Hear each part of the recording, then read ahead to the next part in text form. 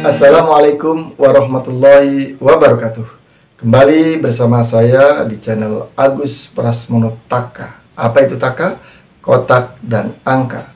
Menghafal tanpa berpikir, cukup ditunjuk kotaknya saja.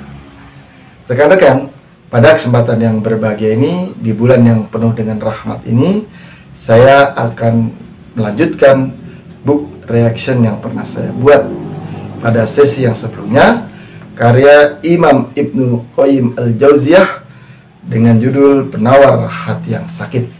Pada kesempatan ini saya akan membahas bab bahaya dosa bagi hati bagai bahaya racun bagi tubuh.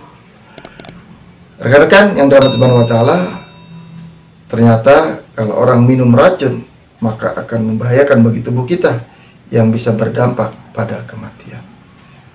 Demikian juga dosa ternyata bisa merusak hati kita yang bisa membuat hidup kita sengsara, menderita di dunia dan di akhirat nanti. Oleh karena itu, bulan Ramadan ini adalah bulan yang tepat untuk kita memperbaiki diri, menata hati, agar di bulan Syawal dan seterusnya nanti kita kembali fitri dan kita bisa memperoleh kebahagiaan di dunia dan di akhirat sebagaimana doa kita, Rabbana atina fid dunya hasanah wa fil akhirati hasanah wa qina adzabannar. Oleh karena itu, di bulan yang penuh ampunan ini mari kita bersungguh-sungguh agar mendapatkan ampunan dari Allah, agar hati kita bersih sehingga kita akan merasakan kebahagiaan dan kita tidak teracuni yang bisa menyebabkan kesengsaraan. Baik, mari kita bahas. Bahaya dosa dan maksiat bagi hati seperti bahayanya racun terhadap badan dengan tingkat yang berbeda-beda. Semua keburukan yang menimpa manusia di dunia maupun di akhirat tidak lain karena dosa dan maksiat. Apa yang mengeluarkan Nabi Adam dan Siti Hawa dari surga yang penuh kenikmatan dan keindahan ke dunia yang penuh dengan penderitaan dan kesedihan? Tidak lain adalah dosa.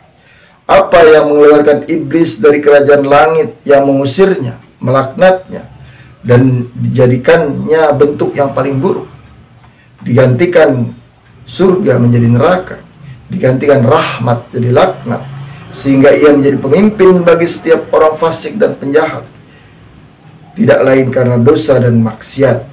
Iblis akhirnya ridho dengan pemimpin kebatilan dan kejahatan setelah sebelumnya menjadi ahli ibadah dan pemimpin kebajikan. Rekan-rekan yang Subhanahu wa taala, dari tulisan ini saya teringat tentang Allah yang maha membolak-balikan hati. Oleh karena itu mari kita banyak berdoa, ya muqallibal qulub tsabbit qalbi ala dinika, ya musarrifal qulub sarrif qulubana ala ta'atika. Kita mohon kepada Allah agar hati ini tetap pada keimanan, tetap pada kebaikan hingga akhir hidup kita, sehingga kita bisa memperoleh husnul khotimah. Jangan biarkan dosa walaupun kecil nanti dia akan menumpuk bagikan bola salju menjadi besar, akhirnya kita akan menderita, akhirnya kita akan sengsara. Oleh karena itu kita perlu mohon kepada Allah, senantiasa berdoa kepada Allah agar Allah lapangkan hati kita. Allah Al-Basit yang maha melapangkan, dengan cara kita banyak berzikir, banyak memohon ampun kepada Allah Subhanahu wa taala. Karena dosa dan kemaksiatan itu akan dapat menyempitkan hati kita, yang membuat kita merasa susah, membuat kita merasakan kesedihan, kepahitan di dunia ini dikarenakan dosa dan kemaksiatan yang kita perbuat. Mari kita lanjutkan. Ummu Salamah berkata, aku mendengar Rasulullah SAW bersabda, jika kemaksiatan merebak di antara umatku, maka Allah akan menimpakan azab yang mengenai siapa saja. Jadi kalau ada kemaksiatan di sekitar kita, di kampung kita, di negeri kita, maka Allah akan turunkan azab yang akan kena kepada siapa saja. Sahabat bertanya, "Wahai Rasulullah, bukankah di antara mereka ada orang yang soleh?" Beliau menjawab, "Betul." Sahabat berkata, "Apa yang diperbuat kepada mereka?" Beliau menjawab, "Mereka juga merasakan apa yang dirasakan orang pada umumnya. Mereka mendapat pengampunan dan ridho dari Allah Subhanahu wa Ta'ala." Hadis riwayat Ahmad. Rekan-rekan yang dirahmati Subhanahu wa Ta'ala, oleh karena itu mari kita juga mengambil bagian dalam amar ma'ruf nahi munkar. Karena apabila kita membiarkan kemaksiatan merajalela di sekitar kita, maka kita pun akan merasakan penderitaannya, maka kita pun akan merasakan kesusahannya. Walaupun nanti di akhirat bagi orang-orang yang soleh Allah akan berikan ampunan dan ridho dari Allah. Tapi di dunia dia pun akan merasakan azab yang Allah timpakan diakibatkan banyak kemaksiatan di negeri tersebut, di kampung tersebut. Oleh karena itu mari kita berikhtiar terus untuk terus menyuarakan kebaikan, menyuarakan kebenaran, amar ma'ruf, dan juga kita berusaha semaksimal mungkin untuk mencegah terjadinya kemungkaran, nahi munkar. Sabda beliau sallallahu alaihi wasallam, "Sesungguhnya seseorang akan diharamkan memperoleh rezeki karena dosa yang dilakukannya." Hadis riwayat Ahmad dari Tauban. Dari hadis ini saya teringat banyak ulama-ulama menyampaikan kepada kita, salah satu yang menghambat daripada rezeki adalah dosa dan kemaksiatan. Oleh karena itu di bulan yang penuh barokah ini, di bulan yang penuh ampunan ini, di bulan yang penuh rahmat ini, mari kita sungguh-sungguh mohon ampun kepada Allah agar hati kita bersih, agar hidup kita lapang, agar rezeki kita melimpah. Mau rezekinya melimpah? Hindari dosa, tegakkan kebenaran. Yuk kita mulai. Dalam hadis yang lain, Rasulullah Shallallahu Alaihi Wasallam bersabda, "Nanti kalian akan dikerumuni, dijadikan mangsa oleh umat-umat lain dari setiap penjuru, seperti orang-orang yang makan mengerumuni hidangan." Kami berkata, "Apakah saat itu kami sedikit, wahai Rasulullah?" Beliau menjawab, "Kalian pada saat itu banyak, akan tetapi kalian seperti buih.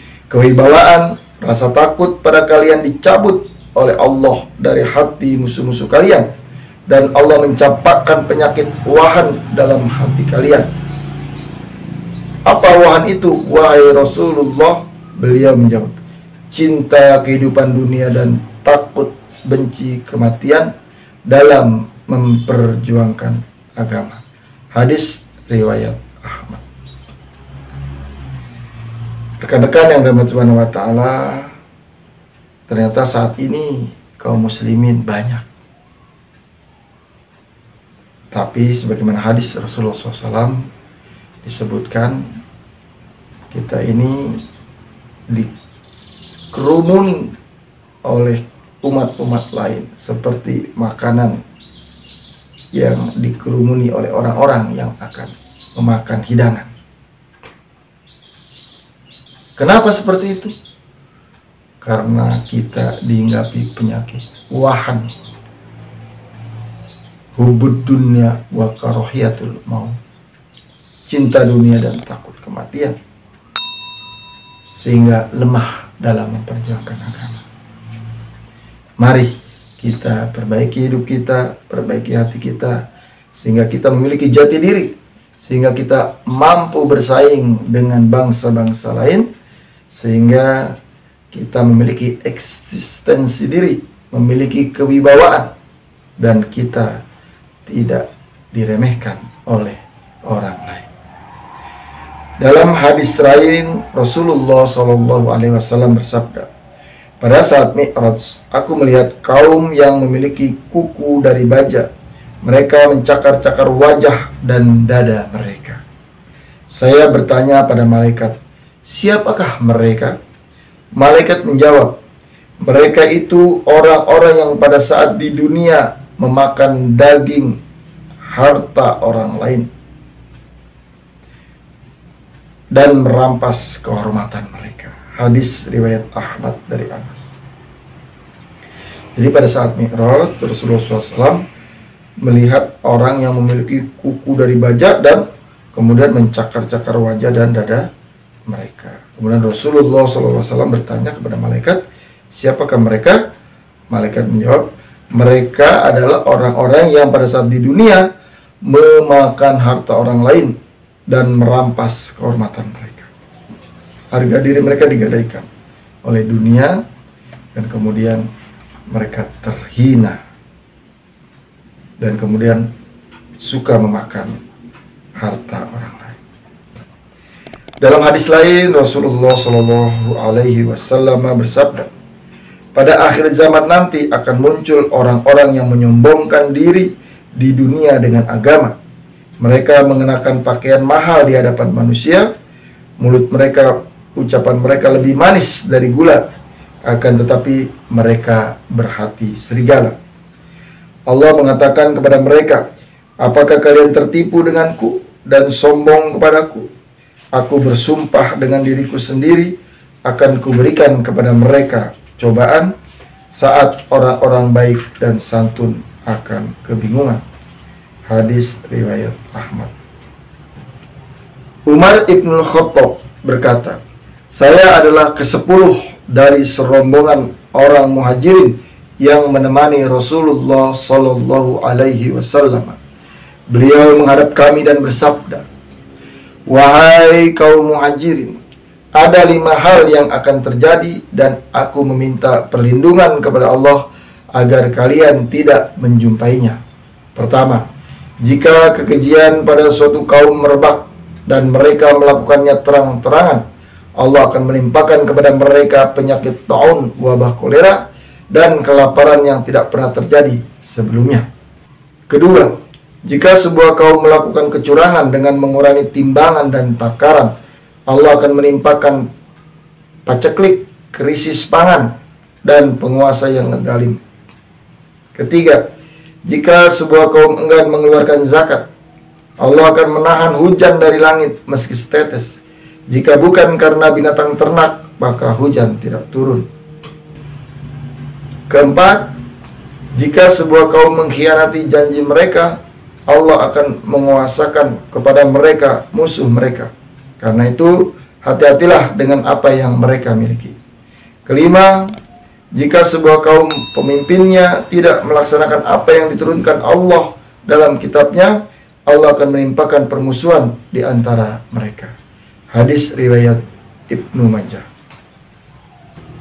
Dalam sebuah hadis Rasulullah SAW bersabda, demi jiwaku yang ada di tangannya, kalian mau memerintah kepada kebaikan dan melarang kemungkaran, menuntut kaum bodoh kepada kebenaran. Jika kalian enggan melakukan itu, Allah akan menimpakan permusuhan dalam hati kalian, kemudian melaknat kalian, sebagaimana Allah pernah melaknat kaum sebelum kalian. Hadis riwayat Ahmad, Tirmizi, Ibnu Majah, dan yang lainnya.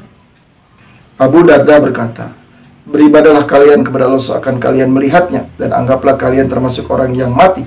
Ketahuilah, sedikit yang mencukupi kalian lebih baik daripada banyak tapi melalaikannya. Ketahuilah, kebajikan tidak ada yang sia-sia dan dosa tidak akan dilupakan. Riwayat Ahmad. Baik rekan-rekan, demikianlah pembahasan tentang bab dosa dan maksiat yang berbahaya bagi hati, sebagaimana racun yang berbahaya bagi badan.